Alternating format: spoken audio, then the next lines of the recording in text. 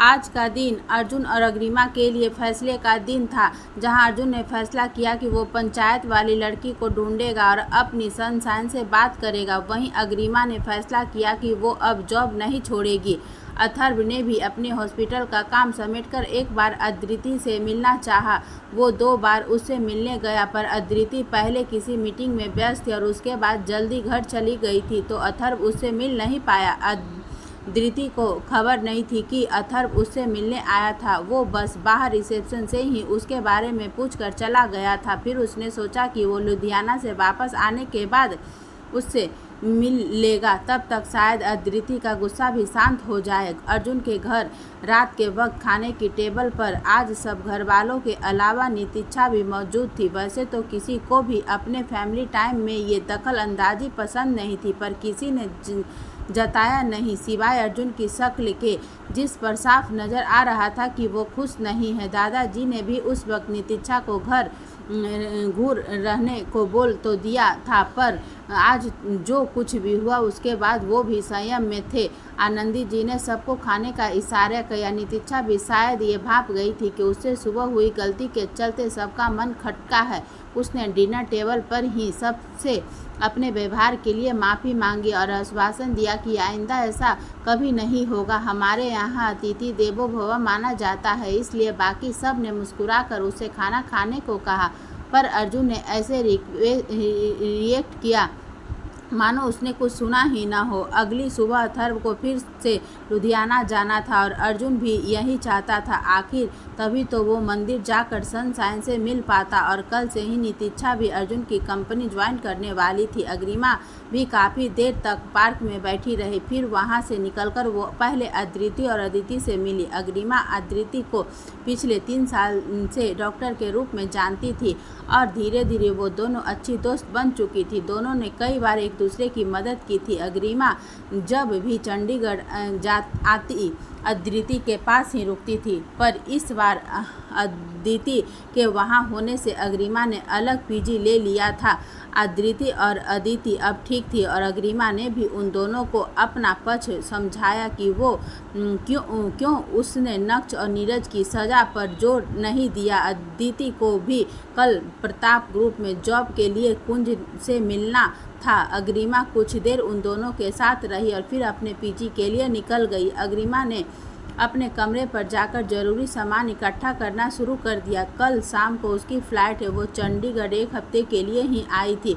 दिन भर की भागदौड़ और मानसिक तनाव ने उसे थका दिया था। अर्जुन की दी हुई चैन को अपने सीने से लगाकर वो अब सो चुकी थी। अगली सुबह अर्जुन अपनी दादी के साथ मंदिर पहुंचा। दादी हैरान थी कि जिस अर्जुन को हमेशा अंदर चलने को बोलना पड़ता था, वो आज दादी से भी पहले अंदर जाने को उतावला था। उन्हें कुछ समझ नहीं आया तो उन्होंने अर्जुन से ही पूछ लिया, आज क्या तुम्हारी मीटिंग पंडित जी के साथ ही हैं, जो इतनी स्पीड से भागे जा रहे हो? अर्जुन ये सुनते ही झेप गया, पर अपनी झेप को अपने झूठे गुस्से के पीछे छुपाते हुए बोला, दादी मैं चलूँ तो प्रॉब्लम, ना चलूँ तो प्रॉब्लम, आप डिसाइड कर लो आपको क्या पसंद है। फाल्गुनी जी, अच्छा ठीक है, चल अब। मंदिर में चल रही आरती की आवाज़ आज सीधा अर्जुन की रूह तक पहुंच रही थी। वो आवाज़ से ही पहचान गया था कि ये उसकी सनशाइन ही है जो आरती कर रही है। अर्जुन के चेहरे पर एक अलग ही तरह की खुशी नज़र आ रही थी, मानो कुछ ऐसा हो गया हो जो वह पता नहीं कितने दिनों से चाहता था। मंदिर के अंदर पहुंचने पर उसकी नज़र भगवान के सामने खड़ी सादे से कपड़े में लिपटी उस लड़की पर जाकर थम गई। सिर पर दुपट्टा ओढ़े और हाथों में आरती की थाल लिए वो छरहरे से बदन वाली लड़की अपनी आवाज़ के जादू से अर्जुन को मंत्रमुग्ध कर रही थी।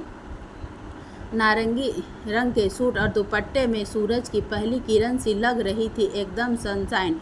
बेशक अर्जुन उसके पीछे खड़ा होने की वजह से उसका चेहरा नहीं देख पा रहा था, पर फिर भी वो एक टक उसे देखे जा रहा था। कुछ देर बाद आरती खत्म हो गई तो अर्जुन को लगा इसका इंतजार भी खत्म हो गया, पर ये क्या, उसकी सनशाइन ने आरती की थाल पंडित जी को दे दी और वहीं अपनी जगह पर पालथी मारकर बैठ गई और उसने आंखें बंद करके महामृत्युंजय जाप शुरू कर दिया। पंडित जी आरती की थाल लेकर सबको आरती देते हुए फाल्गुनी जी और अर्जुन की तरफ आए। फाल्गुनी ने आरती ले ली, पर अर्जुन तो स्तब्ध सा खड़ा रह गया। जब उसने अपनी सनशाइन को संस्कृत का मंत्र इतने अच्छे से बोलते देखा। पंडित जी ने अर्जुन को आरती न लेते हुए देखकर कहा, आरती लीजिए यजमान। अर्जुन ने थोड़ा सा हड़बड़ाकर आरती ली। फाल्गुनी जी, पंडित जी कोई प्रोग्राम है क्या मंदिर में? ये मंत्रोच्चारण। पंडित जी उनका भाव समझते हुए बोले, नहीं नहीं, कोई प्रोग्राम नहीं है। वो तो इस लड़की के परिवार से कोई बीमार है और इन पर दवाइयों का भी कुछ खास असर नहीं हो रहा है, तो ये 108 बार महामृत्युंजय जाप कर रही है ताकि इसके प्रभाव से उनकी सेहत में कुछ सुधार आ सके। अर्जुन चौंकते हुए 108 बार। पंडित जी और फाल्गुनी जी अर्जुन के चौंकने पर मुस्कुरा उठे। अर्जुन ने एक नज़र अपनी रिस्ट वॉच पर डाली तो उसके जाने का टाइम हो गया था, पर बिना सनशाइन से मिले अर्जुन का रत्ती भर भी मन जाने को नहीं था। उसने दादी की तरफ देखा तो वो पहले से ही याचना भरी नज़रों से अर्जुन की ओर देख रही थी। अर्जुन ने अपने भाव छुपाकर अपनी एक आईब्रो उचकाते हुए पूछा, क्या फाल्गुनी जी? अर्जुन, ये मंत्र खत्म होने तक रुक जाते हैं ना? कितना अच्छा से बोल रही है ये लड़की। अपनी दादी की बात सुनकर अर्जुन के चेहरे पर एक कातिल सी मुस्कान आ गई। उसे कुछ करना भी नहीं पड़ा और उसका काम भी बन गया। उसने फिर से अपनी मुस्कान छुपाई और दादी के सामने एहसान सा जताते हुए कहा, ठीक है, अब आपका मन है तो मना भी नहीं कर सकता ना। बेचारी दादी को तो इस बात का इल्क तक न था कि अर्जुन खुद भी यही करना चाहता था। अर्जुन की हामी मिलने पर दादी वहीं मंदिर में बैठी कुछ औरतों के पास जाकर बैठ गई और अर्जुन एक तरफ खड़ा होकर मंत्र सुनने लगा। उसने मंत्र कुछ खास समझ तो नहीं आ रहा था, पर सुनने में अच्छा लग रहा था। ग्रीमा ने किसी की नज़रों को खुद पर महसूस किया तो उसने जाप के बीच में आंखें एक पल को खोली और नज़रें इधर उधर की, पर पलट कर नहीं देखा। अर्जुन जिस पिलर से टिक कर खड़ा था वो अग्रिमा के पीछे था, तो वो उसे देख नहीं सकती थी। अग्रिमा ने फिर से अपना ध्यान अपनी पूजा पर लगा दिया और अर्जुन के सनशाइन पर मंत्रोच्चारण कुछ देर बाद पूरा हो गया था और अग्रिमा ने भगवान के सामने हाथ जोड़कर आंखें बंद कर ली। अग्रिमा ने आंखें खोलते ही फिर से चारों तरफ नज़र घुमाई, क्योंकि उसे तब से अपने ऊपर किसी की नज़रें लगातार महसूस हो रही थी। जैसे ही उसका ध्यान अर्जुन की ओर गया, अर्जुन ने जानबूझकर अपनी नज़रें अपने फ़ोन पर टिका दी और अर्जुन को वहां देखते ही अग्रिमा की धड़कनें बढ़ गई। उसने अर्जुन को हमेशा फॉर्मल्स में ही देखा था, आज पहली बार वो ट्रैक सूट में उसके सामने था। आज कैजुअल में वो हमेशा से ज़्यादा हैंडसम लग रहा था और ये ख्याल अग्रिमा के चेहरे पर एक प्यारी सी मुस्कान ले आया। अर्जुन ने अब नज़र उठाकर अग्रिमा को देखा तो वो उसी की ओर देखते हुए मुस्कुरा रही थी। अब अर्जुन के चेहरे पर भी मुस्कान आ गई और अग्रिमा ने अपनी नज़रें फेर ली। अग्रिमा ने अपने आसपास के माहौल को भांपते हुए अपनी मुस्कान को भी कम किया और पंडित जी की ओर जाने लगी। फाल्गुनी जी भी बाकी औरतों को देखते हुए जमीन पर ही बैठ गई थी और अब उन्हें उठने में तकलीफ हो रही थी। उम्र के तकाजे की वजह से शायद किसी सहारे की ज़रूरत थी उन्हें।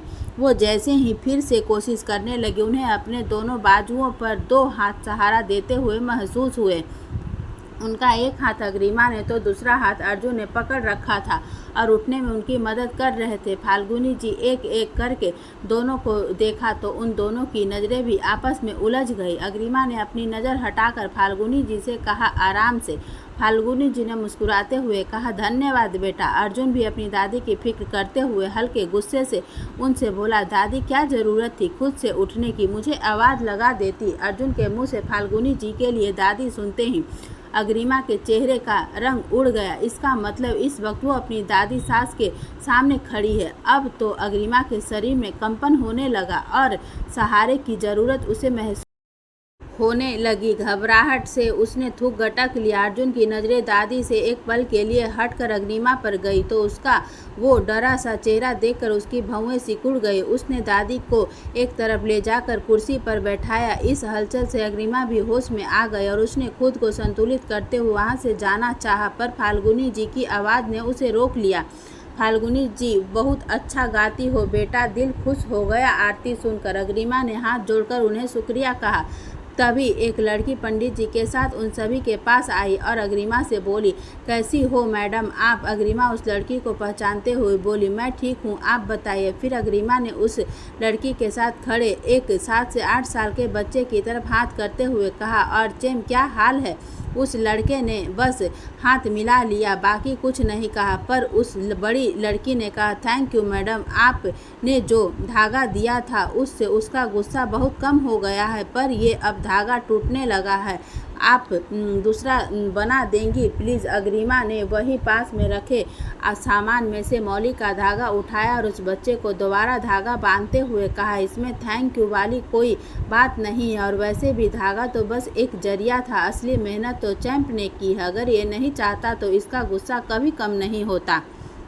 उन दोनों की बात सुनकर पंडित जी शांत थे, पर फाल्गुनी जी और अर्जुन के चेहरे पर असमझता के भाव थे। पंडित जी ने उनके भावों को समझते हुए अग्रिमा की ओर इशारा करते हुए कहा, ये बच्चों के लिए एक धागा मंत्रिक करके देती है जिसका उसका गुस्सा कम हो जाता है। अर्जुन को ये बात कुछ हजम नहीं हुई, पर फाल्गुनी जी ने तपाक से कहा, तब तो एक धागा मेरे इस गुस्सैल पोते के लिए बना दो। अर्जुन ने ये सुनते ही गुस्से से दादी को घूरा तो दादी ने फिर से जल्दी से कहा, देखो देखो अभी भी गुस्से में है। अग्रिमा दादी की बात सुनकर अपना चेहरा फेर कर मुस्कुरा दी। अर्जुन से अब रहा नहीं गया और वो चिढ़ते हुए बोला, क्या नौटंकी है, धागे से गुस्सा कम होगा? अनबिलीवर। फाल्गुनी जी जिद करते हुए बोली, एक बार बंधवा लेगा तो क्या बिगड़ जाएगा तेरा? क्या पता तेरा गुस्सा थोड़ा कम हो ही जाए। अर्जुन झंझलाते हुए बोला, दादी आप जानती हो ये सब अंधविश्वास है, मुझे इन सब बातों पर कोई भरोसा नहीं है, ये धागे वागे से कुछ नहीं होता। अग्रिमा चाहते हुए भी खुद को बोलने से रोक नहीं पाई और बोली, आपने सही कहा, कुछ नहीं होगा, पर और कुछ हो न हो आपकी दादी जरूर खुश हो जाएगी, और वैसे भी जब कुछ होगा ही नहीं तो आप एक सिंपल मौली का धागा बांधने से डर क्यों रहे हैं? अर्जुन अग्रिमा की आंखों में देखते हुए बोला, मैं किसी से नहीं डरता, मतलब किसी से नहीं, मुझे ये सब अंधविश्वास लगता है, इसलिए मैं ऐसा कुछ नहीं करने वाला। अग्रिमा, अंधविश्वास नहीं, विश्वास, ये धागा कोई मैजिक नहीं करता, ना कोई मंत्र फूका है इसमें पे। इस बच्चे को देख रहे हैं आप, लगभग 2 साल पहले इसके पेरेंट्स एक एक्सीडेंट में मारे गए और इसके बाद इसके मामा मामी इसे अपने पास ले आए, पर बच्चा छोटा था और अपने माँ बाप के अलावा किसी के साथ सहज नहीं था। धीरे धीरे वो असहजता इरिटेशन में बदली और फिर इरिटेशन गुस्से में बदल गया, रोना चिल्लाना, चीज़ें तोड़ देना, इसका गुस्सा विकराल होता जा रहा था। कुछ समय बाद इससे गुस्से की आदत पड़ गई और चाहते हुए भी ये किसी से दिल की बात नहीं कर पा रहा था। 3 महीने पहले मैं इससे मिली थी, सब पता चला तो मैंने भी इससे बात करने की कोशिश की, पर यह अपने गुस्से को आवरण बनाकर किसी से बात नहीं करता था।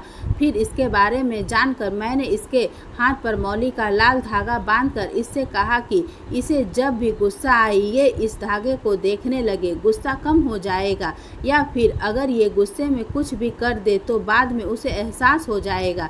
ये ज़्यादा कुछ नहीं था, ना कोई जादू ना कोई मंत्र, बस इस बच्चे का ध्यान भटकाने का तरीका था। धीरे धीरे इसका ध्यान गुस्से से भटक गया और गुस्सा अपने आप कम होता चला गया।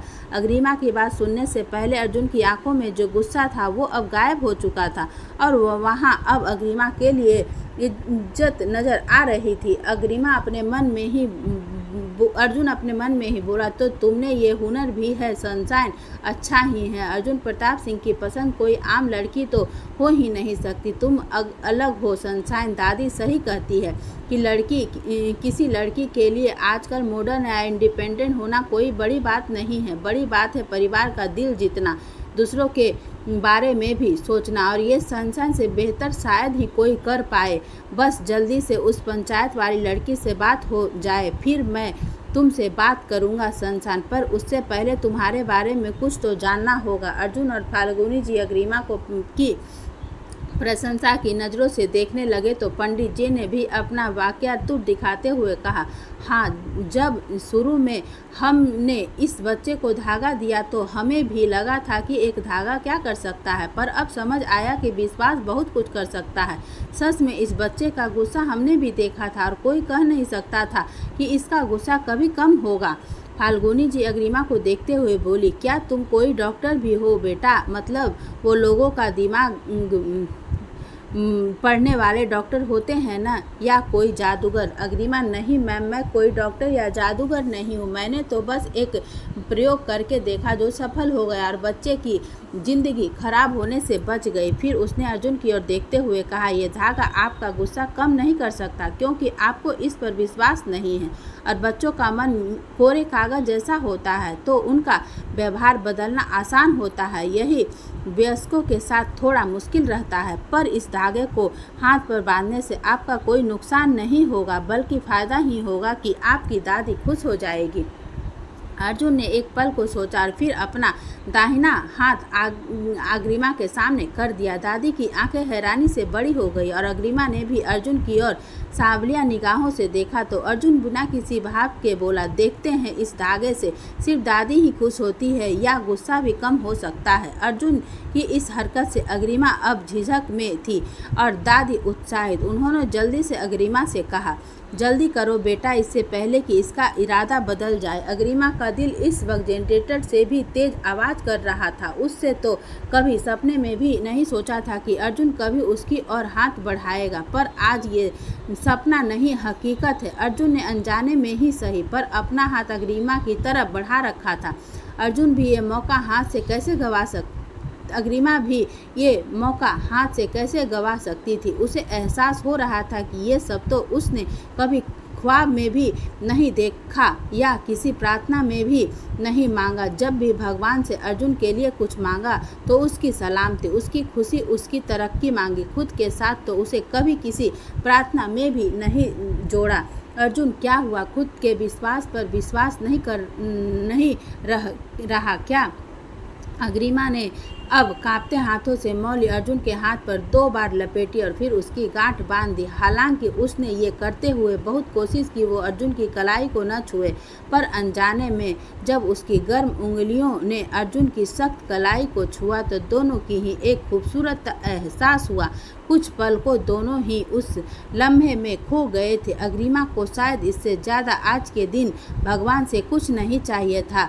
बिन मांगे मोती मिले न भीख। उसकी आंखें खुशी से नम हो गई थी और वो पलकें झपकाकर उसे नमी को अंदर ही सोखने लगी ताकि कोई वो नमी देख न ले। अर्जुन के चेहरे पर भी एक हल्की सी मुस्कुराहट आ गई थी। उसने एक नज़र अग्निमा पर डाली और फिर अपने हाथ पर बंधे धागे को देखा। उसकी आंखें खुशी से नम हो गई थी और वो पलकें झपकाकर उस नमी को अंदर ही सोखने लगी ताकि कोई भी नमी देख न ले। अर्जुन के चेहरे पर भी एक हल्की सी मुस्कुराहट आ गई थी। उसने एक नज़र अग्रिमा पर डाली और फिर अपने हाथ पर बंधे धागे को देखा। अपने विश्वास के धागे से तूने बांध लिया मुझे। आज खुद से कुछ काले मोतियों को पिरोकर एक धागे में बांध लूँगा तुझे भी 7 जन्मों के लिए। वो मेरी चाहत की परवानगी होगी और मेरा बदला भी एहसान नहीं रखता न मैं किसी का। अर्जुन ने जैसे ही कुछ कहना चाहा, अग्रिमा उससे पहले ही पंडित जी से बोली, पंडित जी, मैं चलती हूँ। पंडित जी, ठीक है बेटा, अगली बार आओ तो मिलना ज़रूर। अग्रिमा ने मुस्कुराते उनके पैर छू लिए और कहा, जी बिल्कुल। पंडित जी ने उसे सदा सुखी रहो का आशीर्वाद दिया। फिर उसने एक पल सोचकर फाल्गुनी जी के पैर भी छू दिए तो फाल्गुनी जी पहले तो थोड़ा हैरान हुई, पर फिर उन्होंने भी अग्रिमा के सिर पर हाथ रखते हुए कहा, खुश रहो बेटा। उसके बाद अग्रिमा वहाँ से चली गई। अर्जुन तो बस खड़ा देखता रह गया।